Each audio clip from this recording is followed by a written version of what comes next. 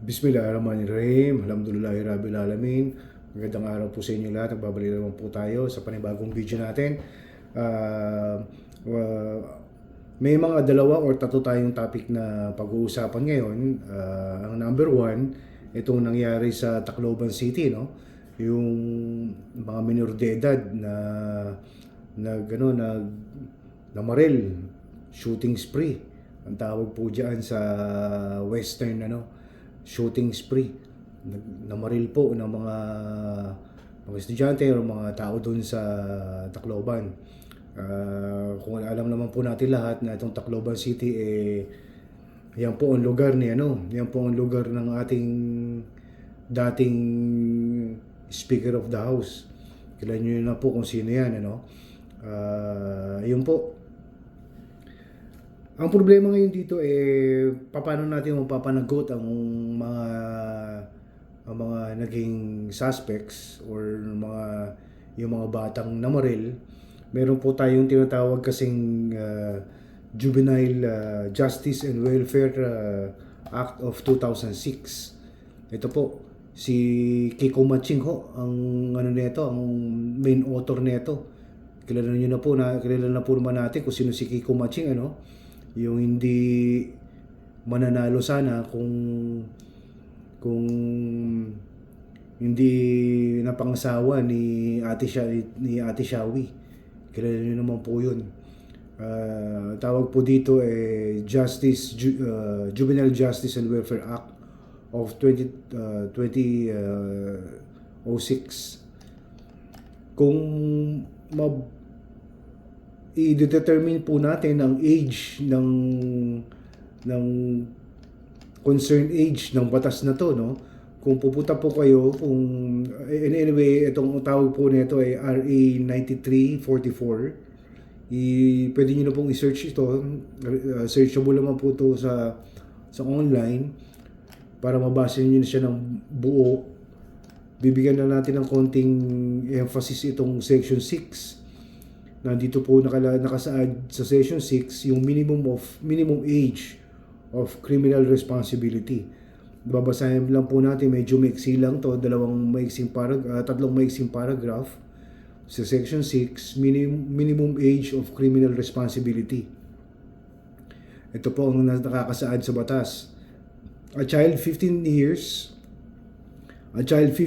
of age or under at the time of the commission of the offense shall be exempt from criminal liability.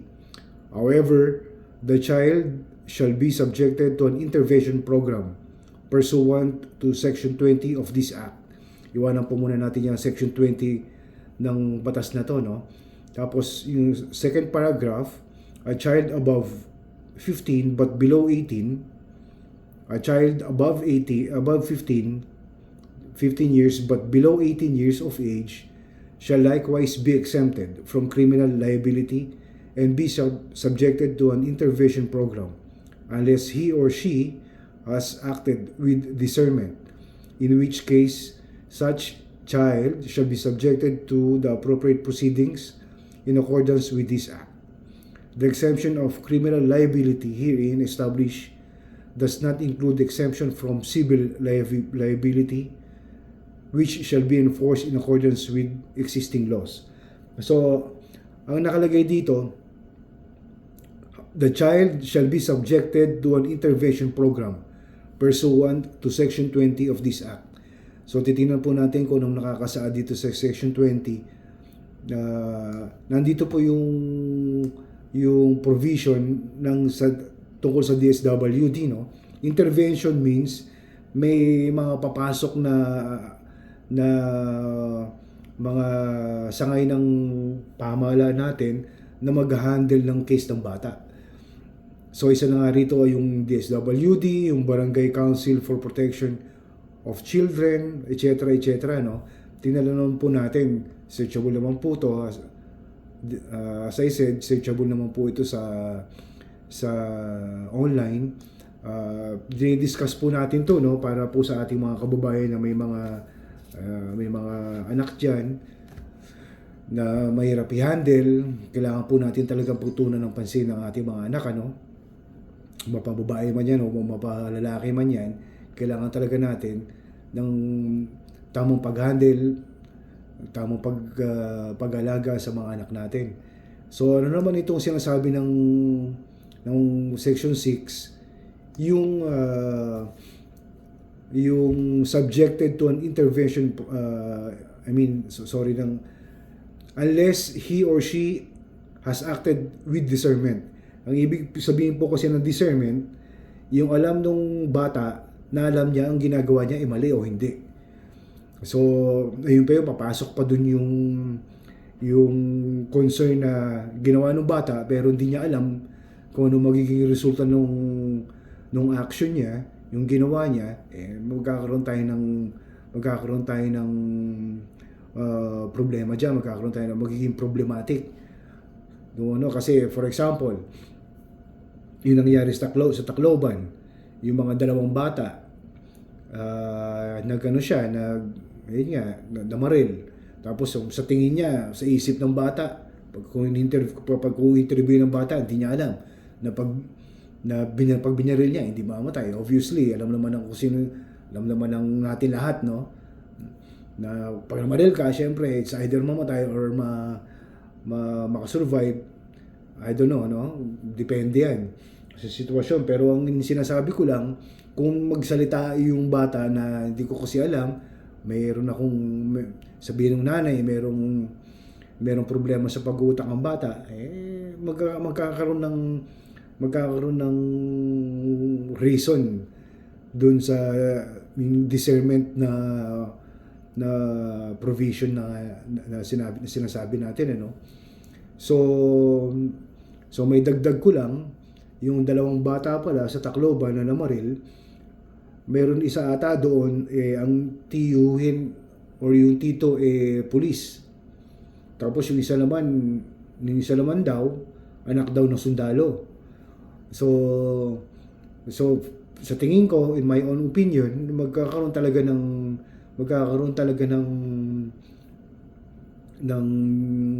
problema ang mga magulang o mga kamag-anak niyan.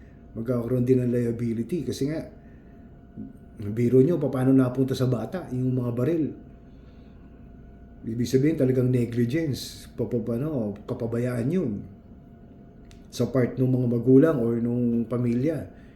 Alam mo naman natin, ang delikado yan. Delikado yung mga ganyang mga weapons, ano? Mayroon din talaga liability sa tingin ko. Let's see kung ano mangyayari. Meron din ata nangyayari diyan sa Cavite, yung meron ako napanood na video, yung babae nalaksak na lang bigla ng mga kaklase niya, lahat pinagsasaksak, pinagsasaksak. Subhanallah.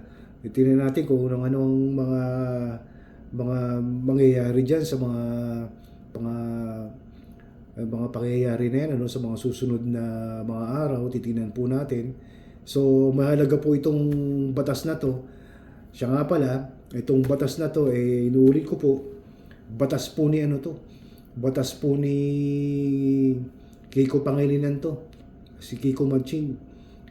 Nilagay niya 15 years old, under 18. So sa pagkakaalam ko, sa mga nababasa ko, gustong amyendahan ni Senator Robin Padilla itong batas na to, na nababaan from 15 to 10 or 12 na magkaroon na ng liability ang bata. Siyempre, or para sa akin, sa opinion ko, tama yun. Tama yung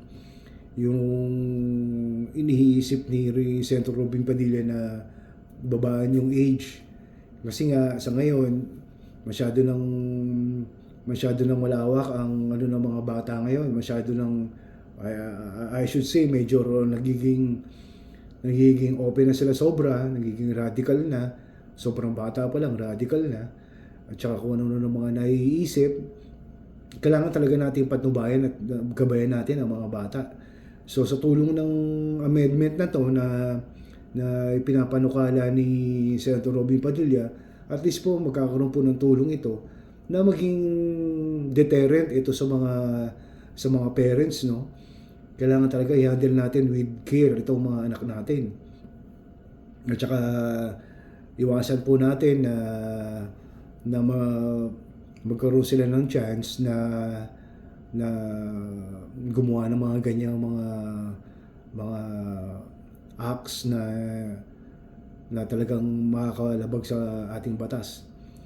So, mayroon po natin muna itong RA 9344. Kung gusto niyo po pong basahin extensively or comprehensively, nasa online po yan, makikita niyo po, type nyo lang RA 9344. Makikita niyo na po yung kompletong batas na yan. Inulit ko po, gusto nung amendahan ni Senator Robin Padilla to, na gawin babaan from 15 to 10 or 12. So yun ang tingin kong nasa isip niya, pero suportado ko yun. In my own opinion, mas okay yun. Kasi nga hindi natin ma-apprehend ang mga bata sa mga ginagawa nila. So kailangan talaga natin ng matibay at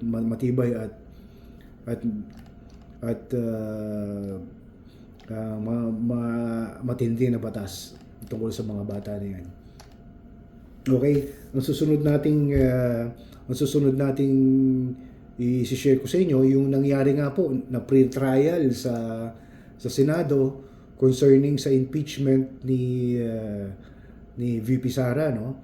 May mga nababalitaan po tayo. Tingin ko po aware na po kayo dyan sa mga bali-balita na yan.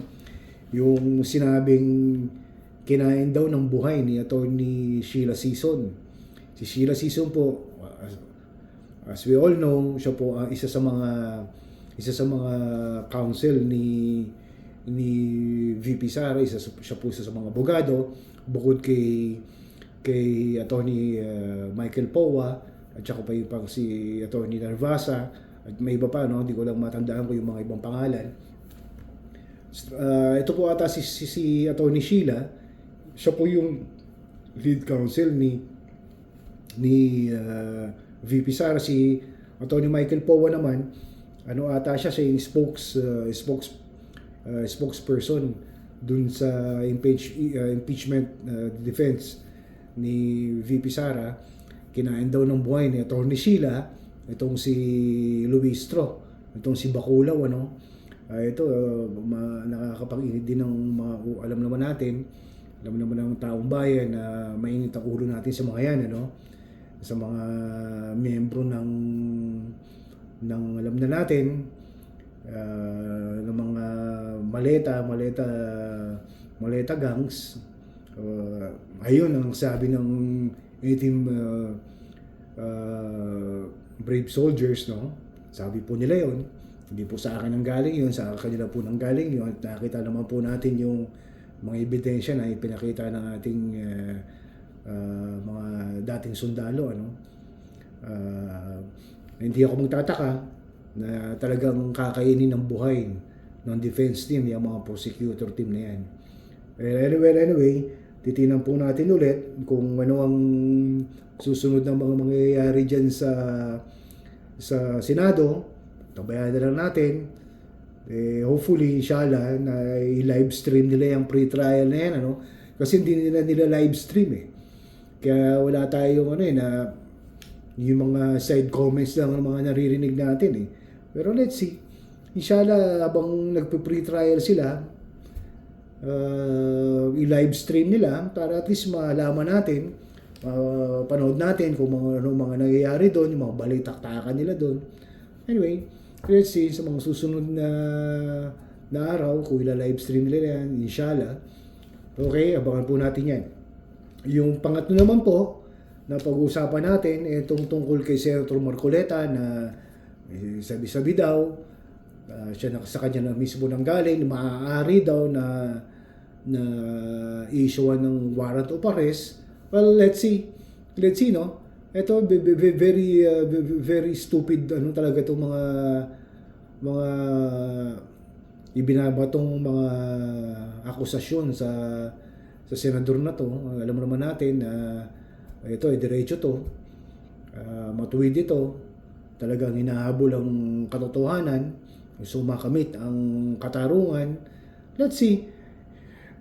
Kung anong ano, at and by the way, hindi natin alam kung ano ang magiging reaksyon ng Iglesia ni Cristo dito, yung kanilang grupo.